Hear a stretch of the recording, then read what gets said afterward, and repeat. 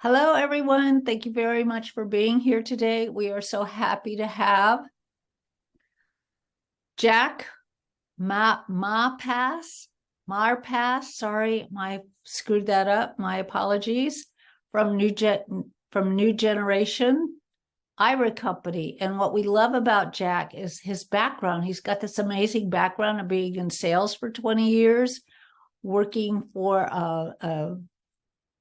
an attorney group who was totally into customer service. He is you were in eyewear sales also, Jack? And you Yes. worked for a law firm, and you just have this amazing background. I hope you go into some of it. You're certified in computer tech also. I just find all of this really, really amazing. But here's what's really important to us, what's important, and to you, the listeners who have attended here, is having an IRA, a self-directed IRA, and how important that is. And Jack is going to tell you the advantages of having one or more than one, because there's more than one kind. So Jack, thanks for being here, and please take it away. No problem. So my name is Jack Malpass. I am the business development specialist here at Next Generation. We are the administrator and custodians of self-directed IRAs. My job is to educate people on how you can use your qualified retirement plans to invest in alternative assets. So anything that's not publicly traded on the stock market, and you can pretty much use your retirement money to invest using your retirement money and getting the tax advantages of using it instead of cash. So I could share my screen. I'm going to show you a little presentation. If that's right, Peggy, can I start the presentation? Yep, Okay. Let me see if this works. And most everybody here has an IRA. I think a few people might not. Okay. Well, let me see if. Okay. Did everybody see my screen? Yes. And we can see your slides on the side. Okay. Just a little about myself. I've been with the company 4 years. We are based in Roseland, New Jersey. We hold over 800 million in assets under management. I have an extensive sales background, almost 25, 30 years of sales. And like Peggy said, I've been in the eyewear industry for most of it. I worked in a mailroom for a law firm for 10 years. I worked in a nursing home, one of my first jobs ever. I worked for a copier company, one of the big ones, Rico. And so done a little bit of everything. Sold everything from pens to pencils to toner ink. And now I'm doing self-directed IRAs. So with that being said, the information I'm going to talk about today is purely educational. We're not fiduciaries nor advisors, so we can't give advice on any investment. So I can't tell you whether, crypto is a good idea, bad idea. I can't tell you whether an investment is something you should do. I can't tell you what kind of IRA you should pick. So this is just for educational purposes. But what I can do is talk to you about what can be held in a self-directed IRA and the advantages of doing it through your self-directed IRA. We are a women-run company. Jamie is the owner of our company. She's a real estate investor herself, but she has all these accolades also. So we are very good hands with her. She's a very good boss, and she really knows her stuff about self-directed IRAs and real estate investing herself. So she has a property management company and her self-directed IRA company. So she has two parts to this company. What is a self-directed IRA? Like I said, a self-directed IRA is different from your regular traditional or Roth IRAs in a Morgan Stanley, in that your Morgan Stanley is in the vanguards of the world. Your IRA holds stocks, bonds, mutual funds. Okay. In a self-directed IRA, you can open up the same type of account, traditional or Roth, a SEP, a solo plan. The only difference is you don't hold publicly traded stock in a self-directed IRA. It is for alternative investments. So the things I speak about aren't things that you can hold in your regular Morgan Stanley accounts. So that's why the whole self-directed idea comes along. Tax advantages work the same way as your regular traditionals and Roths. All you're doing is it's called the self-directed instead of a traditional IRA. It's still considered a self-directed traditional IRA or self-directed Roth IRA. So all the tax implications of whether you have a traditional Roth or SEP or so, nothing changes. It's just what's being held investment-wise in that IRA. Okay? So here are the different types of plans that you can do. Like I said, a traditional, it's a tax-deferred account. Most of you don't pay your taxes. You're not required minimum distributions aren't until 72. So you could start taking distribution at 59.5 without penalty, but it'll still be earned income you'll be paying taxes on. At 72, you're required to start taking distributions. So anything you have in here in a self-directed IRA is tax deferred until 72 if you want to hold it off that long. A Roth, of course, everybody knows Roth.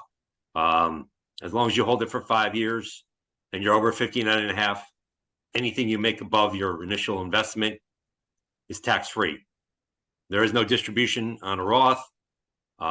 So a lot of people who can afford a Roth can do it, or you can do a conversion, which means you go from a traditional to a Roth. SEP for self-employed people, pretty self-explanatory. The good thing about a SEP is if you are self-employed, your contribution levels are much higher on a SEP than on a regular traditional or Roth. The SEP is up 21%, 25% of your compensation, up to $66,000 a year. So self-employed people have a little better contribution level than a regular traditional or Roth. Simple IRAs, we don't do too many of those. Solo Ks, again, self-employed people who have no employees, this is perfect for them.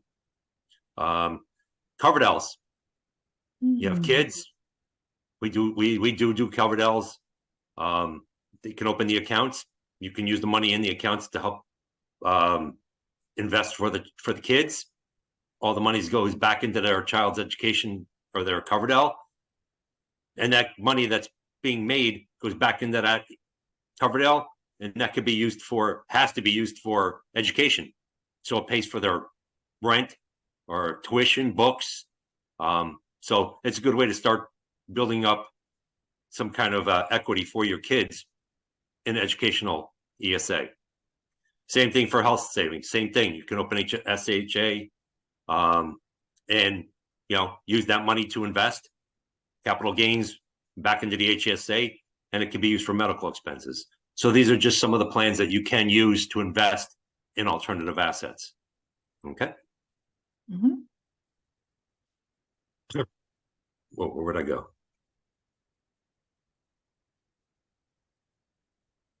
Options for funding a self-directed IRA. Again, you can do a contribution, a transfer, which is like two lake accounts. So if you have a traditional already, you open a traditional with us, it's considered a transfer. Two lake accounts, there's no tax implications because you're moving from one account to another, and it's all retirement. Rollover, for people who have old 401k plans, you can roll it into a traditional or Roth. You can do an indirect or a direct rollover. The direct way is to have the money sent right from your custodian right to us. That's a direct rollover. Indirect is when they cut the check to you, your custodian, and then you have 60 days to do something with that check before you get taxed. A conversion is like when you go from a traditional to a Roth. It's conversion. You're converting from a traditional to a Roth. You're going from a tax-deferred option to a taxable event. So that's a conversion. Here are the different types of investments you can do. Now, this is just a small list. There are many things out there. Most popular and 85% of what we do is real estate investors, investment properties, syndications, joint ventures, partnerships. You can use your money to lend money to other people, not family members, but to friends, associates, colleagues. You can do mortgage notes, tax liens, private placements. These are just a small list. So anything that you is publicly traded, you can't do. And there's 3 other ones. You can't do any investments with cannabis, collectibles such as art or cars, S corps. So those are, other than that, it's pretty much whatever your imagination can come up with that you want to invest in, that you can try to make some capital gains or money and have it go back into your IRA and get the tax advantages of using your IRA instead of your own cash. So these are just some of the different things you can do. Best thing to do is, if you have something that you have in mind and you're not sure, call me. I go over it with you. You send me the investment docs on whatever your investment is, and we make sure that it's something that can be held in a self-directed IRA. So we do a compliance on every investment. Prohibited transactions. Now, the whole IRS has some rules about using your IRA money. One, you can't lend money to yourself. You can't lend money to family members. You can't do any business with family members. The one thing about it, even though your family members are prohibited from you, you can partner together on deals. Okay. The IRS just doesn't like the idea of commingling money. So they don't want you to open an account and have one of your family members just throw money into your account. Okay. Partnerships are different. You can partner with a disqualified person. It's not prohibited. So if you're looking to do a partnership on a real estate deal, you can partner with a family member. They just can't, you can't open an account and have them throw a bunch of money into your account, or you can't lend money to them. So also yourself, you can't buy the real estate project and then live on that property. So there are different rules that we go over. And I make sure that I pretty much go over it with you so you don't do anything that's prohibited, because you do not want the IRS to come knocking on your door or sending you a letter distributing your money back to you. Okay. There are some consequences of prohibitive transactions. Again, most of them have to deal with family members, ascendants and descendants. Okay. They don't want you dealing with family members. Okay. The funny thing is that it's mother, father, grandmother, grandfather are disqualified. Your kids are disqualified. The ones who are not disqualified are brothers, sisters, aunts, uncles, and cousins, which makes absolutely no sense. So it gets confusing, and it can be confusing, but I'm here to help you out with that. All right. So here again, disqualified persons. You're disqualified from yourself. So like I said, you can't lend money to yourself. You can't, you can't buy a property in your own name and use your IRA to fund your property. Okay. Husband and wives. Now, even though these people are disqualified, like I said, you can partner on a deal. If you're looking to do a real estate deal, you don't have enough money, $100,000 for a real estate investment. You only have 50. Maybe your wife has 50 in her IRA. Even though she's disqualified from you, partnership, you have to keep your percentages the same way all the way through your deals. Okay. So you fund it simultaneously and you keep the percentages through the whole deal. You can do it, even though they're disqualified from you. Okay. That doesn't matter if it's mom, dad, grandmother, grandfather. As long as you're doing a partnership with them, you're good to go. Okay. So I know it's complicated, but if this is something that you're interested in discussing further, this mostly does with real estate. Okay. Most of the time, if you're doing single deals by yourself or joining into a syndication, just make sure the syndication is not a family member, or, you run it by me to make sure that who you are doing your deal with I'll find out who you're doing it with and make sure that they're not disqualified or you're doing something that would throw a red flag to the IRS. Okay. So this list is here. I have all this information for anybody who wants it afterwards. I can email you all this information. So just don't think that I'm running through this real quick and you won't understand it. And I don't have anything more to give you. So if you're interested, I can send this to you. Okay. Process time. The whole process time, opening account only takes about 1 to 2 days. Okay. Very, very simple. The funding of an IRA is an issue. We have no control over how fast your custodian gets the money to us. Okay. They don't like to lose money, so they could take their time getting the money to us. We can't beg them. We can't make them, force them. That's what you need to do. Okay. We can help you get the paperwork rolling to fund it. But other than that, you have to get their rear ends moving. Okay. So usually it can take anywhere from 5 to 10 business days for them to get that done. By law, they can hold it up to 30 if they want to. Okay. And then we do a compliance on every investment. We make sure that the investment docs that you have are is something that can be held in a self-directed IRA.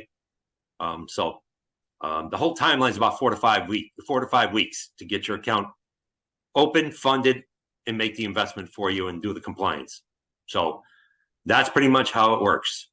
So again, if you have some kind of retirement plan and you have enough in there, this is a great vehicle for people who want to, save some money on taxes instead of using their cash. The capital gains go back into the IRA. And again, traditional distribution age is 72, which will be going up in a couple of years. You don't have to touch it until then. And on a Roth, whatever you make off that initial investment is all tax-free. So that's pretty much how the process works. If you have an investment in mind, give me a call or email me. Let me know what you have in mind. We'll go through the whole process, whether it's a real estate investment or you're doing a syndication or you're looking to lend money like a bank to people. There's so many different things out there that you can do. It's just a matter of you making the decision. There's no portfolio to choose from. This isn't like Morgan Stanley's of the world where you have to choose something that they have in their portfolio. This is your idea. This is your investment. You make the idea up, or you decide what you want to do with your money, not have someone else make your decision for you. So again, if you have any questions, if you have an investment in mind and you want to know more about how to go about the process, or you want more information on anything about it, let me know. We'll go over it. I'll make sure you understand the process, and I want to make sure you feel comfortable in making the investment and that it's something that you really want to do. And that's it. Cool. That's great. Thank you very much, Jack. I really appreciate it. My pleasure. Yep. My pleasure. So, I have a few questions. Sure. If you quit sharing Yeah. Right. Anybody that wants to get a hold of Jack, just let me know, and I'm happy to do the introduction and all. Yeah. So, I actually came up with a few questions. A couple of them were around the Coverdale and the health savings. So, any investments that are made through those particular assets or whatever you want to call them, is there a capital gain on that, or is that tax-free? Yeah, it works the regular way as everything else. The money goes back into the money that's put into those accounts. That you can use that to go out to an investment. Like if you want to put it into like a syndication, or you want to dabble in crypto or something, the capital gains go back into that plan. It's not an IRA. It's a savings account, or for whether it's an ESA or HSA. That money goes back into those plans. And then it starts to build up, and that's when you could start using it. That's not what I'm asking. I'm asking about taxes. Are taxes owed on the capital gain? So it's not tax-free. So you open one of the Coverdales for your kids to go to college, and all the money it earns is tax-free. Yes. And then they use that money just for that purpose, whether it's Right. education or health. Yes. And the health also. Yes. Okay, great. That's great. And then you brought up hedge funds. One of the things on your list was a hedge fund. Well, hedge funds, as far as I know, are stocks. Are they in a stock hedge fund, or does this have to be a private hedge fund? Private stock or private hedge fund. Yeah, it's private. Some of them do a hedge fund and they throw like a bunch of stocks into one big hedge fund, but it's not considered private stock. I mean, it's not considered stocks like on the stock exchange. So yes, they can do hedge funds. Yeah. And REITs, of course. Yes, REITs you can But do. they need to be private, is that correct? Yeah. Right, because you don't work in the stock market. Okay, just double checking on that end. So you do the Coverdale as opposed to the 529, or do you do both? Just the Coverdale. Oh, just the ESA. Coverdale? Okay. And then I have a couple other questions, but Nika, why don't you ask your questions so I don't bore everybody? Yeah, I just wanted to also say Cliff had to go. He had an emergency. So, Oh, thank you. yeah. My question is can you explain a little bit how, when, if any, the UBIT taxes would be applied to any of these investments within IRAs? Usually on real estate, there usually isn't UBIT unless you're leveraging property or mortgaging property. Okay. So let's say, the biggest example of UBIT is when you're going into a syndication. Okay. Syndicators usually leverage or mortgage the property, and it usually involves UBIT. And it is brought, even though you're using IRAs and it's tax advantaged accounts, you do take a hit on the UBIT. Okay. But from what we've seen, it's not that bad. The gains outweigh the loss. Okay. So it's minimal at most. Okay. But the capital gains, you make so much more than what you would be paying. Okay. It's a better question for your tax advisor on to figure out how much the hit would be. But it's from what I've been told, it's very small. Okay. But UBIT's a tough one. UBIT and UDFI, it's one of those things that you can't really understand. But it comes into play when it comes to mostly syndications. The only time you're taxed on real estate is if you're leveraging property. Okay. If you, like I said, that thing where I said $100,000 and you can only come up with 50 and you have to leverage or you have to mortgage the property and you have to get a loan. That loan, of course, is debt. And that's where UDFI, that's where you pay taxes on the non-recourse part. And it has to be a non-recourse loan. By the way, if you're looking to do real estate investing with a self-directed IRA and you need to take a loan, it has to be a non-recourse loan. It can't be a regular private lender. It can't be any other kind of loan other than a non-recourse loan. Now, the thing about a non-recourse loan is they'll only come after the property if you don't pay or if anything happens. They won't come after your IRA. They won't come after you yourself. They only come after the property on a non-recourse loan. We have some lenders on our website, non-recourse loan. You don't necessarily have to use one off of our website. They're just ones our clients have used in the past. They're not affiliated with us, but it has to be a non-recourse if you're leveraging property. Okay. I have some information I could send you about UDFI and UBIT. It's hard to know when it'll happen. Usually it doesn't happen too much if you're doing, single family or if you're doing small investments. But again, if you're leveraging property or if you're doing going into a syndication, always read the paper. Who's paying for that UBIT? And it'll be in there. You are responsible. More than what would you say, 90%?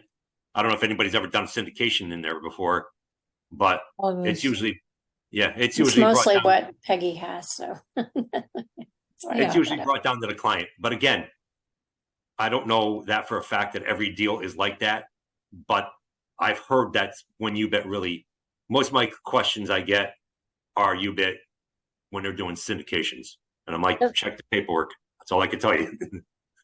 Okay, so does that UBIC show come through on your K1?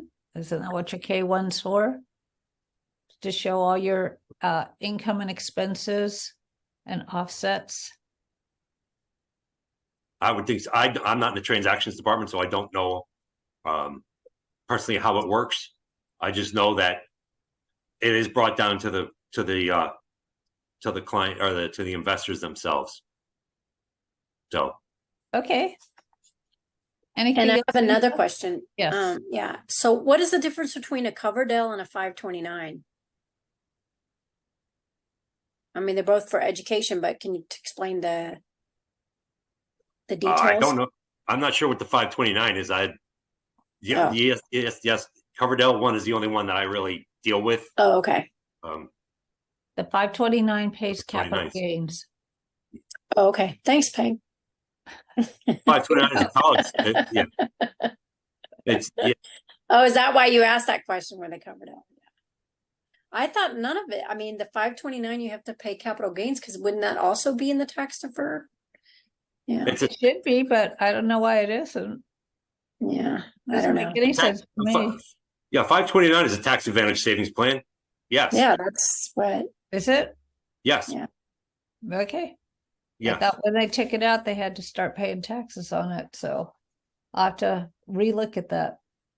Mm-hmm. Yeah, I thought that was the whole idea, but the only drawback is that you can only use it for education or you That's lose correct. it. That's what I don't like. The That's correct. restrictions. If you use it for anything else, you will be taxed on it. And you pretty much have to, I think you have to move out of it before you're 18, before the kids turn 18. I forget how the ESA works. It's used for college tuition. It's used for tuition, books, but when it gets to a certain age, it can no longer be used. Well, they don't go to college until they're 18, so it can't be. No. before they're But No, no, up they to could use 30 it. or something. Yeah, that's what it is. Yeah. 18. Yeah. They could use it for any age. And then I did read that now they're allowing you to, if they don't go to college, you can roll it over into a Roth, but you can only do like 6,000 or something like that per year. And it takes a while, especially if you built up quite a bit. Well, on the ESA, you can only contribute 2,000 per child. So imagine how long that's going to take to build that up, trying to do a real estate investment. I had a client who was trying to do that, he was working on an ESA and he wanted to do a contribution to his child and use him on a deal, partner with his child. So the 2,000, let's say it's $100,000 deal. He's using 98. He's using 2,000 from the child. So the kid's still trying to get some kind of capital gain. Okay. I mean, it's not a bad idea because how is that child going to build up that, what they need to get on that 2%? But, Yeah. Well, I but don't know if maybe Better than nothing, I guess. Yeah. hey, Teaching him to like start at least. exactly. I mean, you got to start. I had another one who wanted to open up a Roth for his two kids at 3.5 and 5. I'm like, unless those kids have earned income, you can't do it because you can't contribute to your kids' Roth. Yeah. right. That's why you do a life insurance policy. But if you're a dentist and you have you your can picture on the wall and you can claim him as an employee, he can open a Roth because he's got a W-2. Well, that's or you right. could just put it in cash value life insurance, and by the time he's 18, he's a millionaire anyway, if you wanted to do it that way. So Exactly. So, yeah. Yeah, it has to, yeah. So you hire get very creative. No restrictions. You hire your kids to sweep out the dental office. Yeah. And they come in every day to clean it up and get it set up for the next day with all the customers that are coming in. There's ways to hire your children and have them work for you so that they could get their Roth set up like that. Yeah. Anything else? The best thing about I can tell you about the UBIT and UDFI is just to check the paperwork, see who's it being dwindled down to, especially in the syndication. Who's paying the UBIT? So it's a tricky question. It's a tricky subject, but I'm glad you brought it up because it does happen, and especially when you're mortgaging property, that's debt, so you will be paying taxes, and you're partnering with your IRA, so that debt's going to get paid back before your IRA does. So keep that in mind too. Okay. Anything else, Nika? Okay, thank you very much for your questions. So I have a couple more. You have said that you check every investment to make sure it qualifies. So it's coming out of a qualified account. And then you're checking that's coming from after you receive it, not before. You cut out on me. If you transfer or roll over, whatever you want to call it, from one IRA to another IRA, yeah, that you check the investment to see if it qualifies. Yeah, we make It's it sure coming that out of a qualified account. no, we don't check about the IRA. We check about the investment docs, the document. Exactly, it's coming out of a qualified IRA account being rolled over to another qualified IRA account. That's you. Yeah. So have you ever found a deal that's being rolled from one account to another that it didn't qualify? No, we like I said, if you're talking about if they had it in another IRA and they're moving that to an IRA, they have their investment. Let's just say their investment is in multifamily. They're in a syndication. Yeah. And they're choosing to change IRA companies. Oh, you change a custodian, do a transfer in kind. Change a custodian. Okay. And you said you check the investment. Yes. See if it qualifies. And it's coming from a qualified investment from another IRA account. Yes. We still check it. Yes. What are you looking for? To make sure, well, sometimes not all custodians are really checking very well at what the investment is. Okay. So have you ever had something that didn't qualify? Yes, we do turn down some other custodians' investments. That's correct. Yes, we do. And then what happens when that happens? You turn it back to the one it came from? Well, usually I get the paperwork, so to look at what their investment is, what's in there. What are you holding? What assets are you holding? Because, there might be a custodian out there that holds, like a custodian in California. They can hold cannabis. Okay.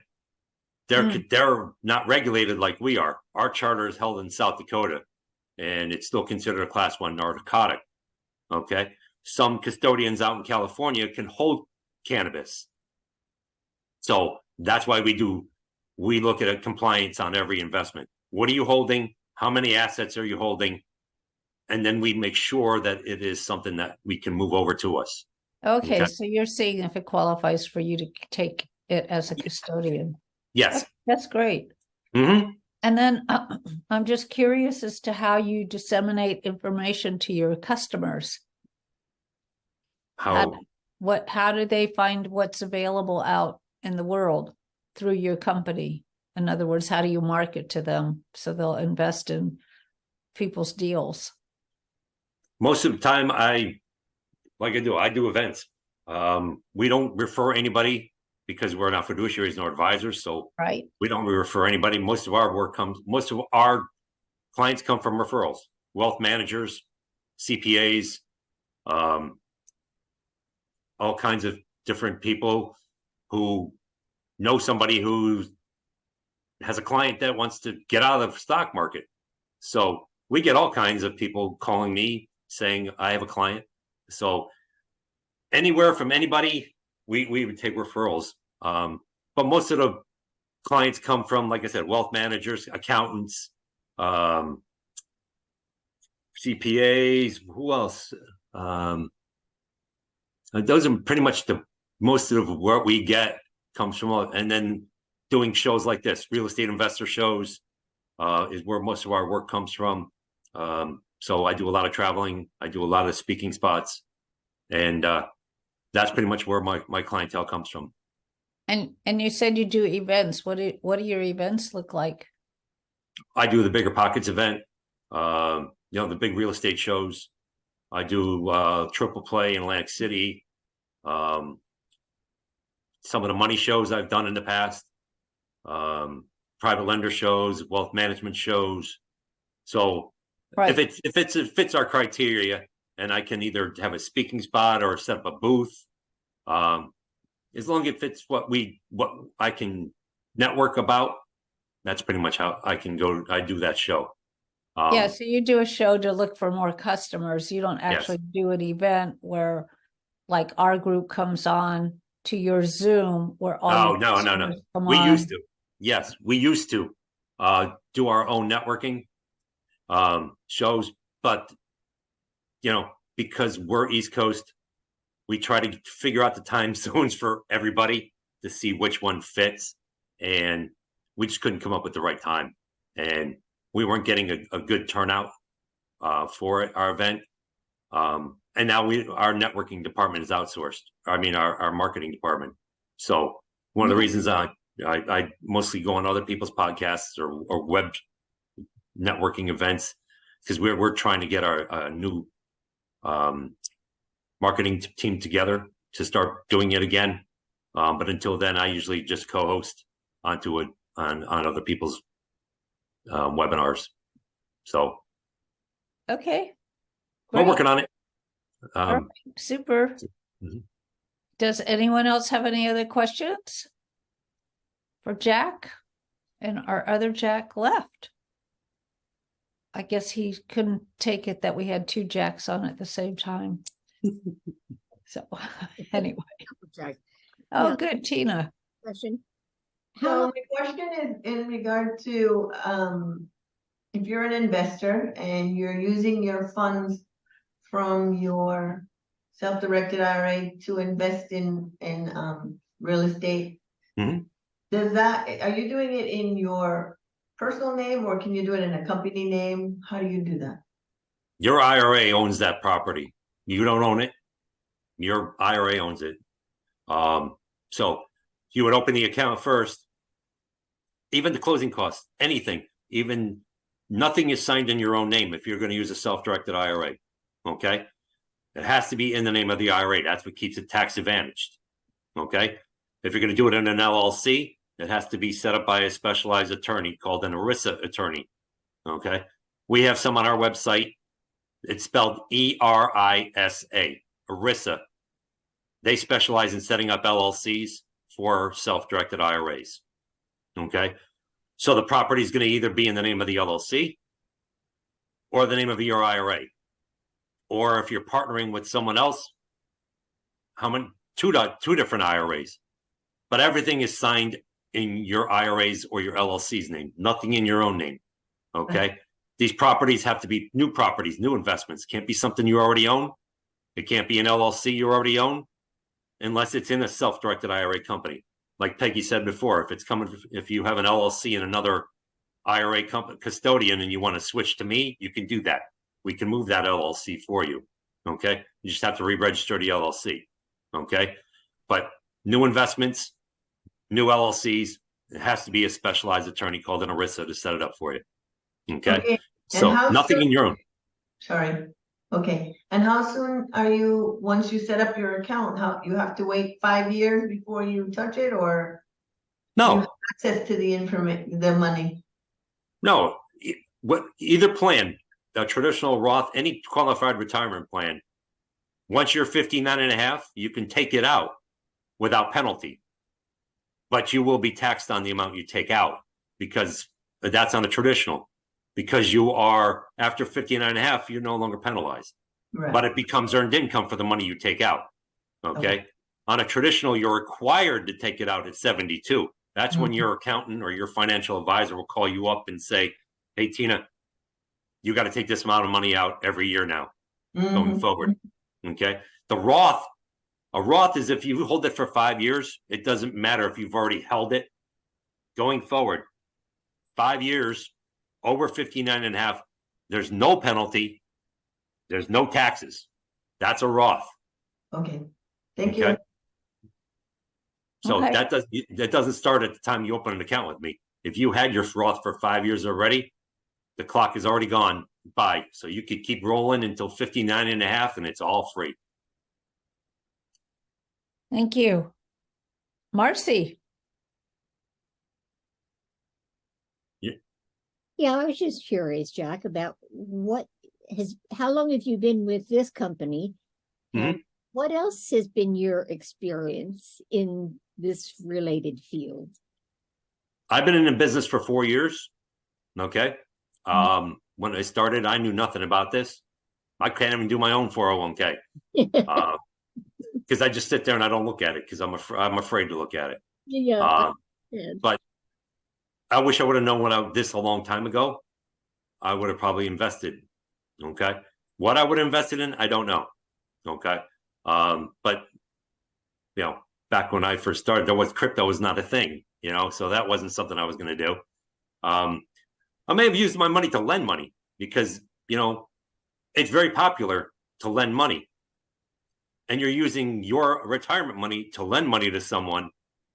Well, now you're the bank. You get the principal, you get the interest, and whatever security there is on that note, guess what? They don't pay that note. You now own whatever that secure was on that note. And so it's all going into your IRA. So you're getting principal, interest, and the security of that note. And you're the bank. You're making more money using your retirement money to lend money to somebody who needs it. And it's perfect. It's a great way because you're the bank. And it's all going into your IRA tax advantaged. You're not paying taxes on it. It's in your IRA. So lending is very popular, especially with the interest rates they are today. You know, you write up a promissory note. Just make sure that you know that if it's something that you're going to do as a secured note, that you can take on whatever that, if they don't pay off a house, it becomes yours. You know, Yeah. You got to make sure you know what you're taking on going forward on that security if they don't pay it. So it's a good question. But it's, like I said, it's 4 years. And now I'm not an expert at any particular thing, but I don't have to be an expert on any particular subject. I just have to know, yes, this can be held in a self-directed IRA. Yes, you can do it. Here's the paperwork. Show me the paperwork on it. You do your due diligence on the investment because you came up with the investment. You decided this is what you wanted to do. I just let you know that it can be held. That's all I need to know. I don't need to be an expert in crypto. I don't know nothing about it. I don't have to know Bitcoin from Ethereum, or all I need to do is say, yes, you can hold it. Here's how you do it. So I couldn't be a master on every subject. I'd be out of my mind. Were you in other areas of finance before this company? Nope. I was in the eyeglass business for almost 20 some odd years. Eyeglass business? So you saw a lot, right? Yeah. Literally. Yeah, literally I saw a lot. Very good, Marcy. I like that one. And almost everybody got it. Yeah. So Anything else? make it a little bit, jolly. It's a good one. It's a great one. Yeah. Does anybody else have any other questions, Fidel or Ted? What about you, Claire? You always have curious questions. You have to come on. I know this is not it's a boring subject. I understand. It's not one of the, it's not a great subject to keep you guys awake, but understand that this is something that can diversify your portfolio. This is something that you can really make a lot of money if you choose the right investment. You do your homework on it. This is something that you could really grow exponentially more than you could in the stock market. It's just finding the investment, finding what you want to do, and running with it. So my job's easy. We're just a custodian. We just take the money and send it off to your investment. You do all of you. It's so passive. It could be so passive for you that you don't have to do anything. You make money while you're sleeping. That's Well, how that's easy it what we all can be. like. We just have to make sure we put it in the right Sure. investment Yeah. like that. Best thing to do is talk to your advisor or your accountant. We are the advisors. Yeah. So the best person who can advise yourself is you. Yeah, well, we work with a lot of other people too. Fidel, Yeah. did you have a question or a comment at all?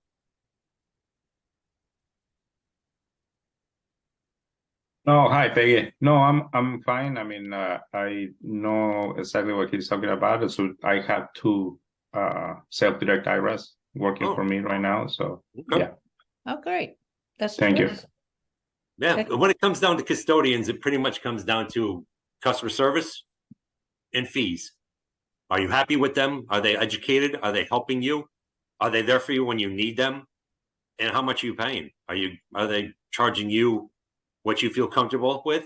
Because custodians charge different fees for different things, and some stuff can be hidden in the weeds. So you want transparency. You want to make sure you understand what you're paying for. Because you never know what could be popping out of nowhere or out of somewhere. Are they charging you the same price every year? Is it going up? And can you get the person you spoke to on the phone? Some of those custodians out there are huge. You might talk to me today. Tomorrow you could talk to some 14 other people in some of these companies. Mm-hmm. We're a small niche group. We only have 12 people. Okay. It starts with me. I'm the business development specialist. After me, it goes to our two transactions girls. You've got a dedicated person working with you the rest of your way out.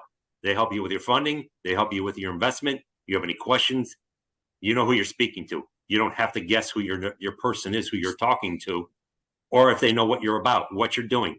Do they know what your investment is? Have you ever spoken to them in the past? So it's great that you have them. You understand how they work. And it's a great vehicle. The other thing that I forgot to mention, if you are doing real estate, not only do you do domestic, but you can do international investing also.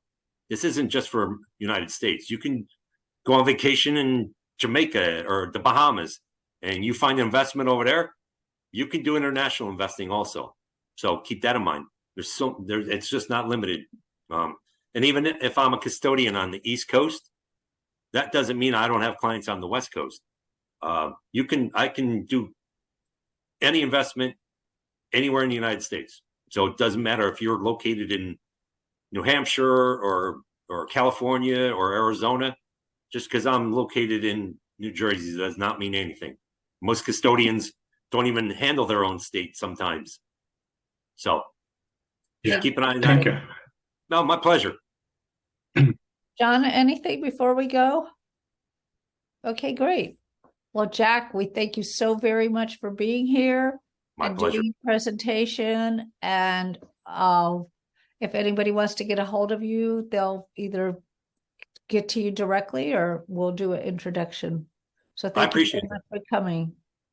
Guys, thank you so much. It was a pleasure. And you guys have a great night. Thank you so much, Peggy. I appreciate it. You're welcome.